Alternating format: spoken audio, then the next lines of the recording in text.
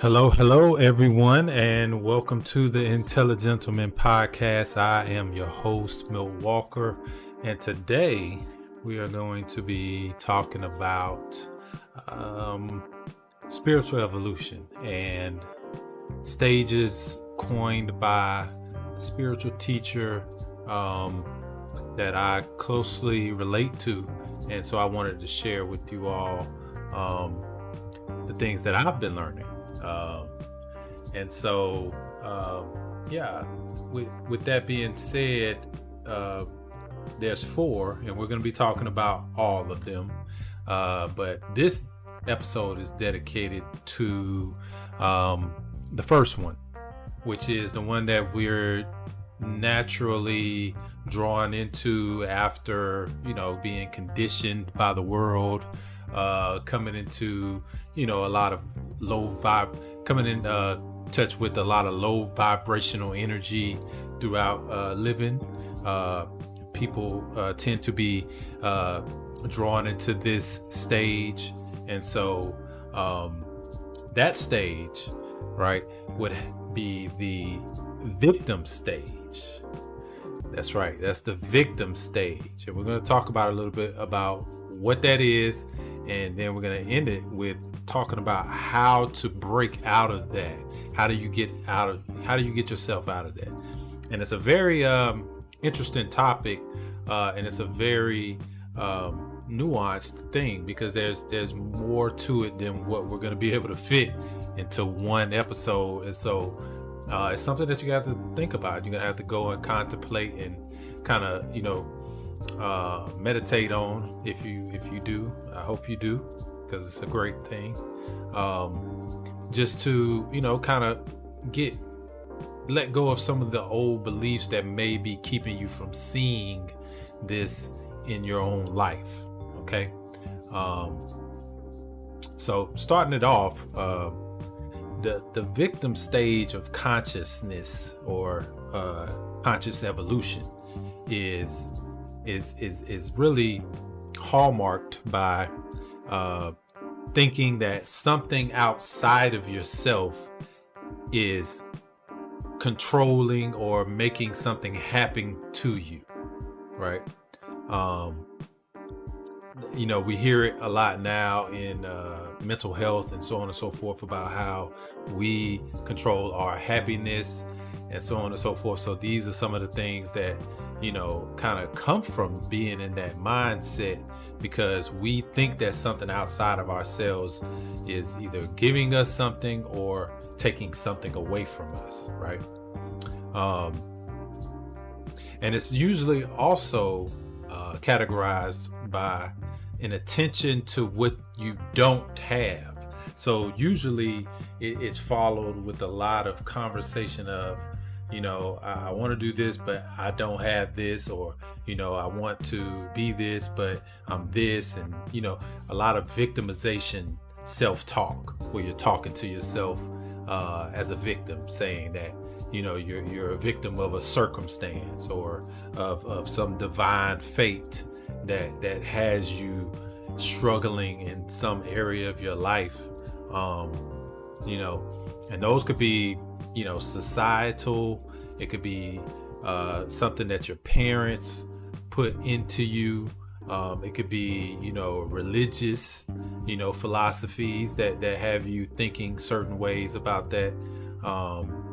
But it's about thinking that something outside of you is doing something to you, right?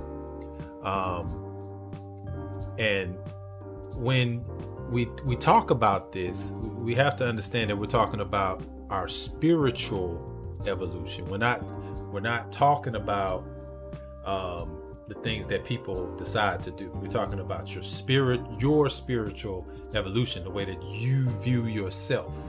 Okay, so that's very important to keep in mind. Okay, and so some of the other things that you say or hear people saying, or may get caught up in saying, sometimes it's like, why me? Why is this happening to me? Why is God doing this to me? Why is this always happening to me? it's not my fault, characteristics of blaming other people, somebody else is to blame for it, never really taking accountability for your own situation, for your own status, right? For your own happiness, mainly.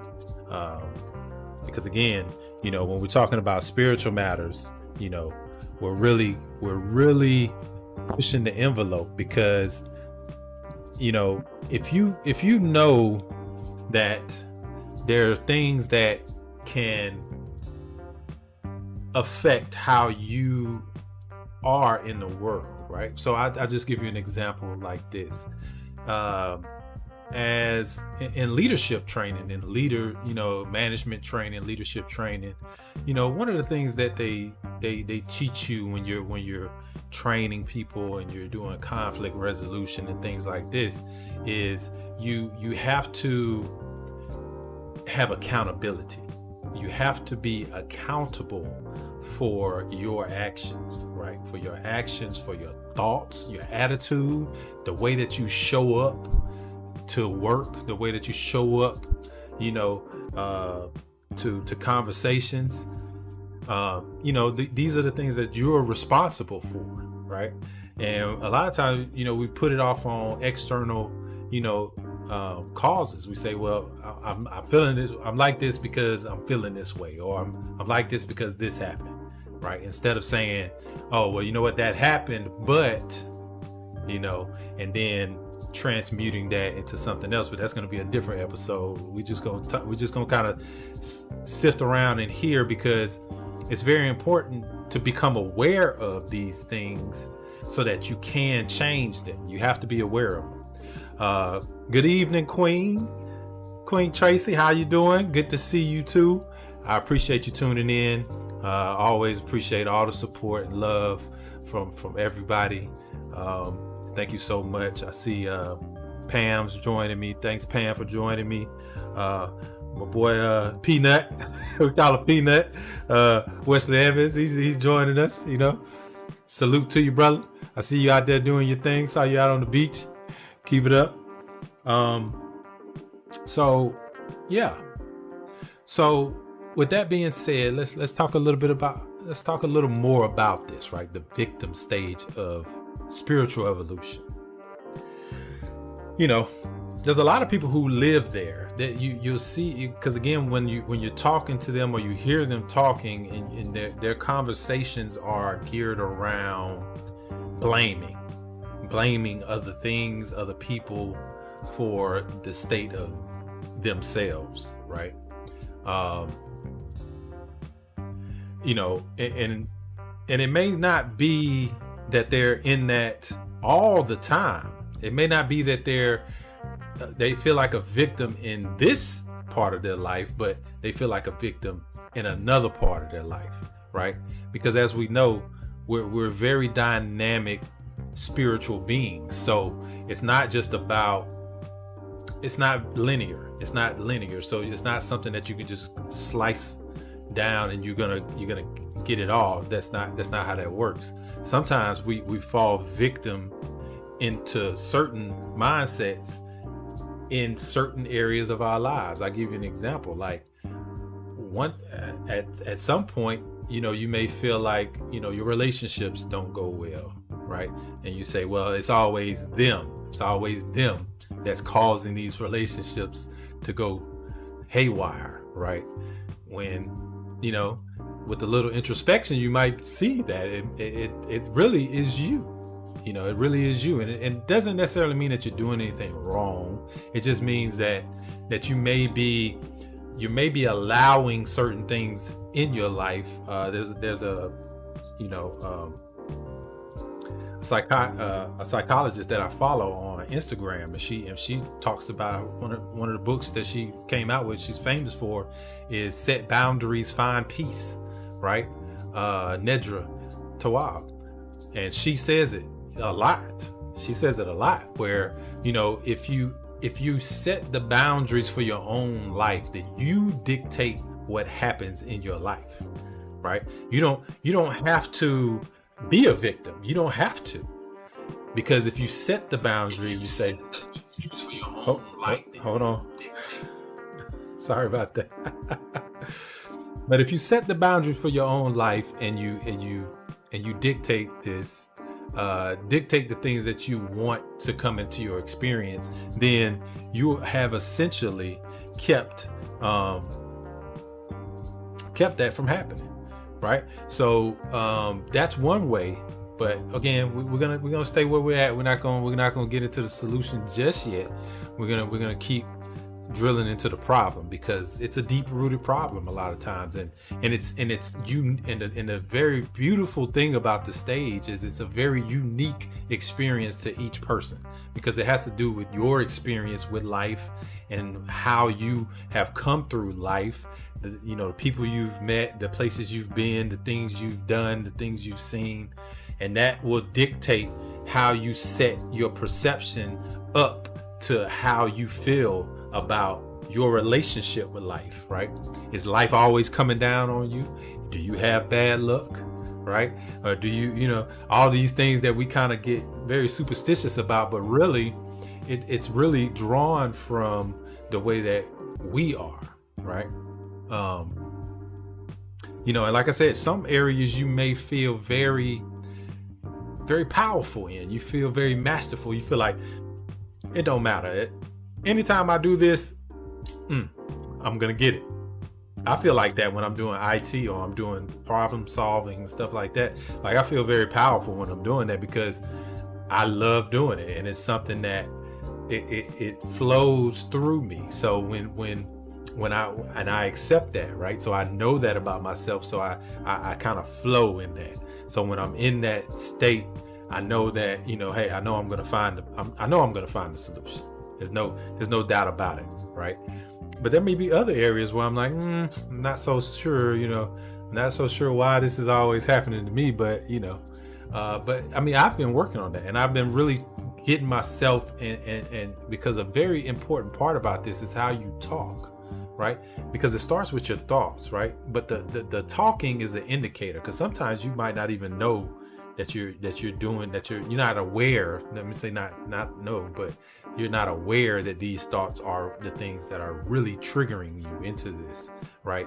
But we know what we say. We know when we're saying things, and we know that we're saying things that are either degrading to ourselves, degrading to others, or it's blaming others for things that we know that we have control over. Because again, even if somebody is doing something to you, you still have a choice to decide whether you're going to allow them to do it, right? So other things is like forcefully trying to make things happen. That's another indicator that you're inside of that victim mindset, right? When you're trying to make things happen, you're trying to make it happen. Hey, I want this to work so bad that I'm just gonna keep drilling it, right? But sometimes you have to let it go. Sometimes you just gotta let it go and let it be what it is, right? And then allow it to actually come to fruition through whatever means that it would, if it is to be so, right? So sometimes it does take that, but again, that's another episode. We're not gonna get into that, but me, I'm always about positivity, so I always kind of drift into the solution or into the the positive side, the silver lining, as my good friend always tells me. I tend to try to drift into that, and so another thing is, another thing you might see or know about yourself is that a person has a big blame story, right? They blame. It's something big that happened in their life that determined that they would be the way that they are, and so they say that, okay, well, every time people say, hey, what's wrong, is they got this big blame story. Well, this is da da da da da, and this is why it's always happening to me, right? And so it's tricky. It's tricky because, you know, you want to be able to, emotions are not negative and positive by themselves. They're not negative and positive. They're emotions, right? They're how you feel. They're indicators, actually.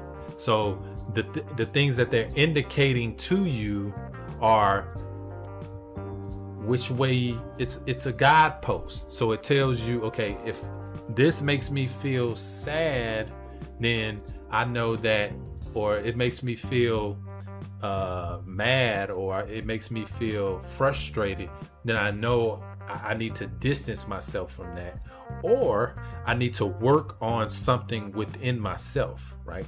That's an even deeper thing. When you get to that point, when you start looking into yourself to try to find these things, then you say, I'm getting frustrated about this. So what is it about that? And then you can find some sort of indicator as to what it is about that makes you feel that way. And again, meditation is a good way to do that, because you quiet your thoughts and you think about nothing. But in the process of thinking about nothing, everything flows. So you're just letting it come without judgment, without trying to keep it, without trying to force it. You just let it come, and then it's very clear to you at that point, because you're looking at it like you're looking at. Have you ever noticed that sometimes when we're looking at other people, we can see that something is, you can always tell somebody else that, oh, this is what you're doing, but when we're looking at ourselves, we can't really see it. That's the same way that meditation gives you insight into yourself, because you put yourself outside of yourself, and then you're looking at these things as an observer. And as you see it, then it's, I see. That's where that's happening. I've done that several times where I've had big epiphanies where it's like, wow, I didn't know that was actually triggering me to do this. And I would make the connection, and therefore I could start working towards releasing whatever that, even whether it's an old belief or whether it's, just releasing that pent up, frustration, or, needing to forgive, whatever the case may be. But again, if you don't take the time to do that, then you're going to be stuck in that where you feel like somebody is doing something to you and they're not actually doing anything to you, right? They're just being them. And you are allowing whatever they're doing to enter into your experience, right? Or, sometimes we say, well, we're letting somebody else change the way that we act, right? So that's another thing. Another thing is, sometimes, it's hard to tell why nothing is changing in your life. Like you start to wonder, why is everything always happening to me? Why is this, not happening? That's a very severe case. But when you start like wishing it on other people, you shouldn't do that. Why isn't it happening to them? When you find yourself into that mindset, then you're falling deeper into your victim mindset, and you have to bring yourself out of that. And there's information that's floating around out there, but I'm gonna share just a piece of it, because it was the piece that was most powerful to me. And it says accepting the negative experiences is a positive experience, meaning because it's a negative experience doesn't mean it has to make you negative, right?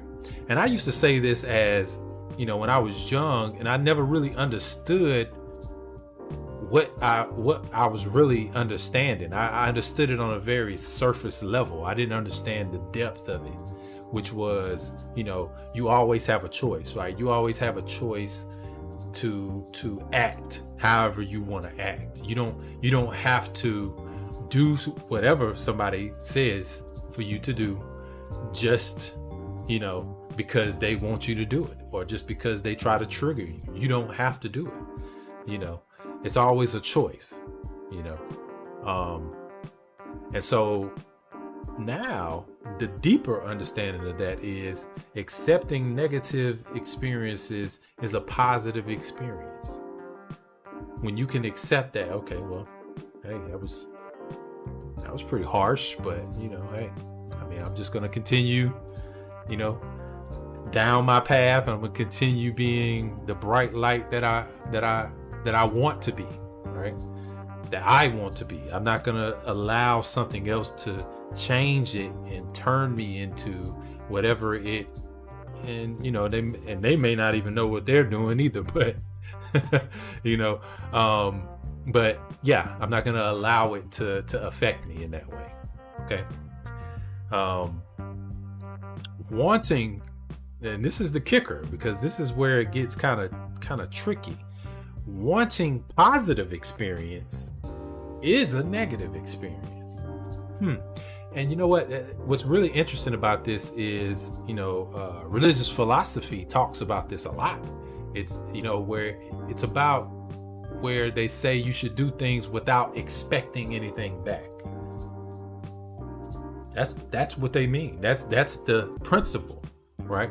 That's the principle behind that. Wanting a positive experience is a negative experience. You shouldn't do positive just to get something back. It's superficial.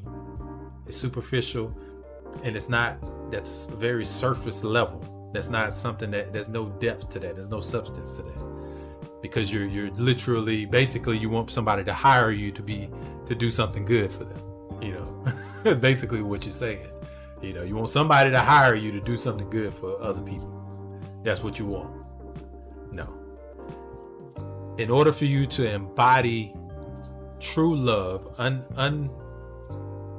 uncompromising, right? Unconditional love, you do it for no reason. Like, you don't have a reason, right? At all. Like, you don't even expect it from a higher power. You just do it. That is embodying the positive energy.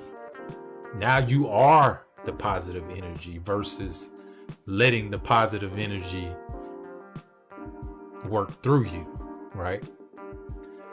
So, but again, we're gonna stay on track here. A lot of times also, you focus on what you don't have, right? You focus on lack. You focus on, well, I'm not getting this, so I can't be this, right?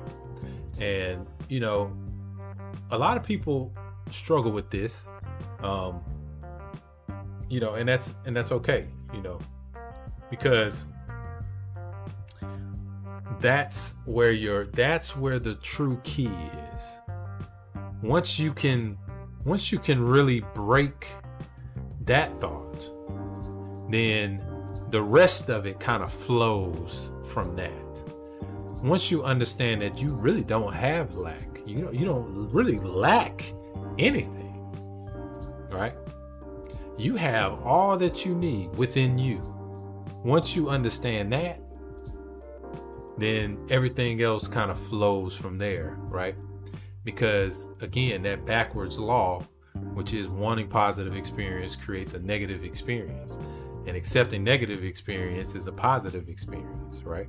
So that's that spiritual fruit that you bear from that. You start to understand, what I always say, and has remained true for me. And I say it in a religious way, so that, because I feel like it embodies what I'm trying to say the best, which is, I have never been forsaken. Like, I can't remember a time where I was in need and didn't get what I needed, and it wasn't like, and I don't mean in like a I'm favored kind of way. I mean it in it was already meant for me to have it. So again, understanding that you deserve to have what's good. You deserve all of the abundance, all of those good things in your life as well as much as anybody else does. But even outside of that, just because you deserve it just because, right? Then you understand that that's definitely part of that experience. Okay, so let's make sure we're still going here. All right. Hey, Lamona, how are you? Thank you for joining in. Thank you, Tracy. I appreciate you. Yes, we are. And see, that's the key, Tracy. We all are. So I'm gonna play with those terms for a second, because I want to drill this in. If we all are favored, then is anyone really favored? Because favor denotes above something else, right? So if we're all favored, then who is really favored? Nobody, right? See, it's tricky, because when the way that we communicate it sometimes is not really the spirit of what we're doing, even though, and again, I'm not saying there's anything wrong with saying that you're favored. I'm just saying you have to, the intricacies of the meaning of the word matters, because when you say that I'm favored, but you don't say like what you said, which was we all are, then it comes across as self, right? Now it comes across as like I'm above somebody else, and people will take it that way, right? People will take it that way. They'll literally make it seem like you think you're better than them, and that's not what it is.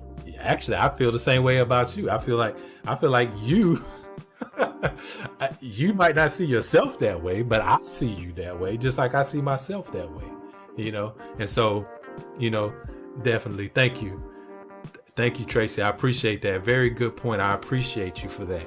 Definitely, I wanted to illustrate that. Thank you. Another point that I want to make, because this is something that we just kind of talked about it just a little bit there, like we get caught up in physical a lot, right? And so, people get caught up in their own physical, right? On both sides of the spectrum, right? And see, what happens is, the more, it's just like the other backwards law. It's the more you want to look good, the less attractive you feel. The more you compare yourself and like, well, I don't look like, this standard, that standard, the less attractive you feel, regardless of your actual physical appearance. That's why somebody can come and say you're the most beautiful person in the world, and you'll think that they're trying to joke with you. You'll think that they're playing. You think that they're not being sincere. But they see something that you don't see, which is you. It's you. They see you, but you don't see yourself. You see? But that's because you're still stuck inside of that victim mindset, and you're comparing yourself to somebody else, right? And that shouldn't be, right? Because again, it takes you the opposite direction, and again, it's your attention that's on lack. Your attention is that you lack something.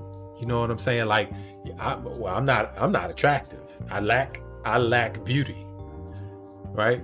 So you keep saying that, and the more you're gonna believe that, and the more that it's gonna be ingrained in you. And this is the kicker, and this is the point that I was really getting to, because this is the tonic and the toxin. It's the tonic and the toxin. It can help you or it can hurt you. This is the point. So we all know, science knows, your thoughts are energy. Your thoughts are energy. When you think something, it becomes into being, right? It becomes a vibration, right? The more you think something, it transmutes into words. Now, because you think this way about yourself, then you start speaking about yourself in that way. All right. So the thought became the word, right? The thought became the word. Once the speech pattern gets, that vibration gets strong enough, guess what it becomes? It becomes a behavior. Now you're acting on that. Now you're acting on it. Now you actually, that person is, they looking at me because I'm ugly. You know what I'm saying? Like, you start acting on your thoughts and what you have spoke about yourself. No matter what somebody else say. But that's not where it ends. It doesn't stop there. If you continue to let that build, then it becomes your perception. Now your perception is that I'm not attractive. That's when you get that, well, I don't need to or you might be treating people bad because you feel like, well, they look better than me, so I'm just going to treat them some kind of way, Or you might not even treat somebody else some kind of way. You might just treat yourself some kind of way. Neglect yourself. You know what I'm saying? Like, that's just as worse. That's just as bad. And then you start neglecting yourself. Okay, but it doesn't stop there either. So then, after your perception has solidified, then it becomes your experience, meaning that's your life now. Now that's what you live in. So you just created this whole thing just from those thoughts. One of the biggest characteristics of this stage is that you have to get a hold of the way that you think. A lot of times people say, non-resistance. Like, you don't want to have resistant thought, resisting the positive flow, because life is life. Life wants to be life.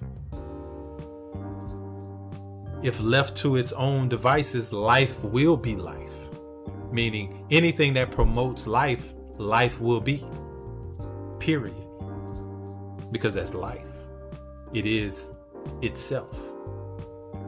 Unapologetically, if you will. Right? So, we know that this goodness, this abundance, this absence flows from the eternal source, right? And we know that's good. We know it's good. We know that. So what's causing it's the resistance. It's you. You're causing it. So once you can understand that, when you can pick that up within yourself, and I'm always quick to say this is not something that you have to go. I mean, you can work. It's great if you got somebody you can work with on these things. That's great, but you don't have to. And from my experience, it's been greater to do it by myself, just because I can truly tune into the way that I feel about it instead of listening to somebody else and then having to kind of sift through what they're saying and really find what I'm saying. You get what I'm saying? So that's the only drawback. But there's a lot of pros to that too, right? But if it's your partner, if it's somebody who you're with in a relationship, and it's somebody who you can share with these things with, even if it's a friendship, you can share these things with, then that's great, because it's easier because they can help you with the non-resistance. They can help you stay in that state of non-resistance where you just allow the good that's in you to flow. Just allow it to flow. You don't necessarily have to do anything, because that's just its nature. That's just its nature. And your goal, and the goal of learning these 4 stages of spiritual development, is to become that, to become your higher self, right? The religious philosophies, that's what they're really. That's the goal. You're as they say, you're tempering yourself. You're getting all the impurities out, right? You're tempering yourself to a point where you don't have those thoughts. I don't think I don't look attractive, but then again, I'm at the point where it doesn't. See, at a certain point, that kind of flips too, where it doesn't, because there are other things. Not to say that you can't admire anything that you find beautiful. You should, right? But it's not the determining factor. Like, that's not the determining factor of my value. It's not how I look. That's not why I feel valuable to the world, because that's not why. So it's one of those things where you gotta, but it's a process. And again, I may feel very masterful in that, but then I may feel victimized in a different area, right? And Tracy says, "You talking some good stuff." Hey, we just speaking to all from all. Tracy says, "I like that, the tonic and the toxin." Yeah, it's the tonic and the toxin. Your thoughts are powerful. Like, it can heal you, or it can help to hurt you. And we all know who has control over our thoughts. We do. So again, that's the key. If you know that you have control over your thoughts, and then you take and you regain that power back, then that flow that builds from thoughts to speech to behavior to perception and experience, you can essentially make your experience a positive experience. I used to literally have people ask me, like, why am I smiling so much? They would literally ask me, like, why are you smiling? So why are you always happy? It's impossible for somebody to be always happy. Why? Because somebody told you it was impossible? And the trick about that is, I'm not always happy. I'm not always happy. I feel emotions just like everybody else, through the whole spectrum of emotions.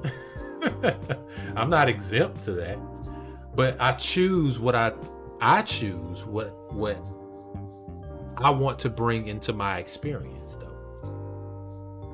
Just because I feel sad doesn't mean that I have to be sad externally. I don't have to be sad externally. In social situations, that may be. I mean, sometimes you may let your emotions show and you may just kind of let it flow that way. And that's fine, because again, emotions are not inherently bad. So, I mean, there's nothing wrong with you showing your emotions. So don't get me wrong. I'm not saying that you shouldn't show your emotions. That's not what I'm saying. What I am saying is that you can control, you don't have to let your emotions control you. You can control your emotions. And not in the sense that you make yourself don't have them. That's not how you control your emotions.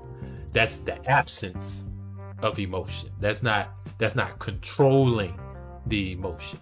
Controlling the emotion is how it transmutes, how it goes from the thought to the speech to the behavior to the perception and the experience. That's controlling it. It's not saying that you have them at all. Okay. So thanks for joining, Reggie. Congratulations on everything with you. And so, yeah, when it comes to this victim mind state, and we feel like, whenever you feel yourself looking at yourself and saying, hey, you know what? Something is going on in my life, and this is how it's making me feel. And, just pause for a minute and ask yourself this question. Is it something that I control, or is it something that is out of my control? Like other people, right? Is it something that I control, or is it something that's outside of my control?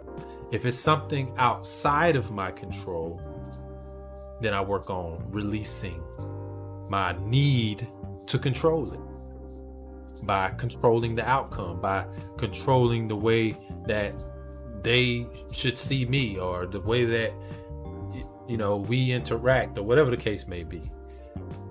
But if it is something that I can control, which is the way that I think about it, the way that I choose to respond to it, then that's what you should focus on. And you should let that align with who you are internally, which is spirit. You are spirit. And we know that's good. So let it align with that. And a good indicator whether or not it's good or not, does it promote life? Does it promote life? And not in the, well, we'll get to that. Because there's a lot of, I don't want to say traps, but I want to say there are a lot of things that come into being as you progress along your spiritual journey. One of those things is ego, right? You start to, or you could start to look at yourself as something greater than anything else. That's actually backwards, right? Because if you understand that you're a part of life, and life is a part of everything, then how could you be greater? Just like what we were talking about earlier, Tracy. Hey, Angela, good to see you. Just like what we was talking about earlier, no one person is more favored than any other person. No one person has more access to God, the source, the universe, or however you want to put it, how you want to frame it. Nobody has more access. We decide how much access we have to it individually. Nobody decides that for you. No matter what, they can try to fool you into thinking that, but they have no control over that. You can't control something like that. How could you control that? By its very nature, it's uncontrollable. You can't control that. it's a will, it's a consciousness, it's awareness, it's being, it's life. You can't control that. So yeah, so thank you all for watching, and please, if you missed it, if you came in late, please go back and watch the replay if you're watching this on Facebook. If not, soon it will be on your favorite podcast platform, and you'll be able to listen to it there indefinitely. As always, I really appreciate all the support, everybody who constantly is a part of my elevation experience. I really appreciate you all, and I look forward to seeing all you all elevation as well. As always, this is your intelligent gentleman, Milt Walker, and we'll see you on the next one. Y'all take care, and y'all be safe, okay? Peace.